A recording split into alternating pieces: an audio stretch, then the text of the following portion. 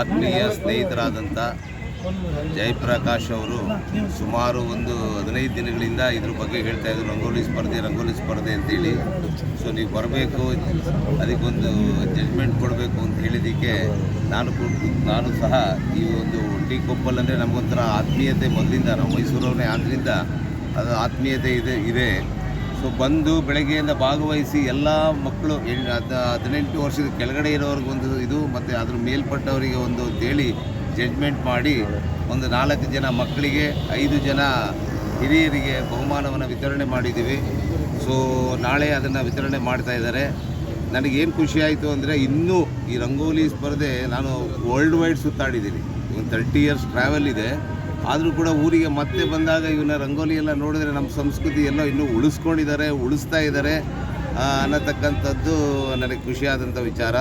ಮೈಸೂರು ಸಾಂಸ್ಕೃತಿಕ ನಗರ ಈ ಪೂರ ದೇಶದಲ್ಲಿ, right from Ladakh to Kanyakumari, ಈ ಕಡೆ ಕಚ್ ಭುಜ್ಜಿಂದ ಹೇಳಿ ಅಪ್ಪರ್ ಅಸ್ಸಾಂ ಮಾಜೋಲಿ ಅಂತ ಬ್ರಹ್ಮಪುತ್ರ ಐಲ್ಯಾಂಡ್ವರೆಗೂ ನಾನು ಕ್ಯಾಮ್ರಾ ತೊಗೊಂಡು ಓಡಾಡಿರೋನು 30 ವರ್ಷಗಳ ಕಾಲ.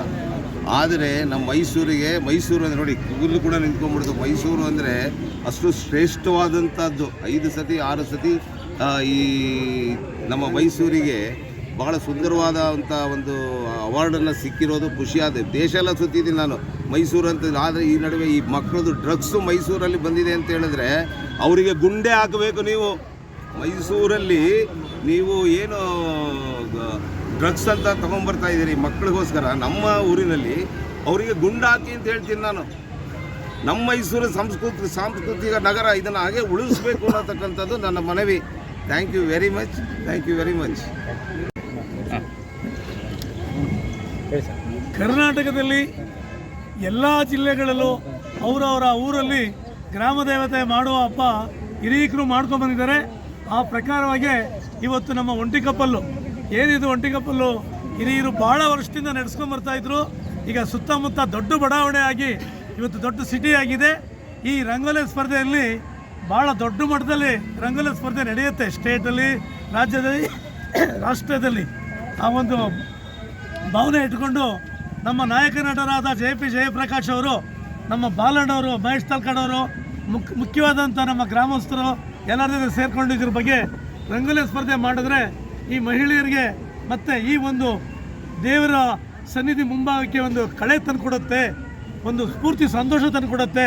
ಇದನ್ನು ಯಾಕೆ ಮಾಡಬಾರ್ದು ಅಂತ ಹೇಳಿದಾಗ, ಕಬಡ್ಡಿ ನಡೆಸ್ತಾ ಇರುವಂಥ ಕಬಡ್ಡಿ ವಾತಾವರಣ ಸರಿಯಾಗಿ ಇಲ್ಲದಿರೋದ್ರಿಂದ ಇದನ್ನು ಮಾಡಬೇಕು ಅಂತ ತೀರ್ಮಾನ ತಗೊಂಡ್ರು. ಈ ತೀರ್ಮಾನ ಎಲ್ಲರಿಗೂ ಭಾಳ ಇಷ್ಟ ಆಗಿದೆ. ಭಾಳ ಚೆನ್ನಾಗಿ ಇವತ್ತು ರಂಗೋಲಿ ಹಾಕಿದ್ದಾರೆ. ಅವ್ರಿಗೆ ತಾಯಿ ಆರೋಗ್ಯ ಬಗ್ಗೆ ಆಯುಷ್ಯ ಕೊಡಲಿ.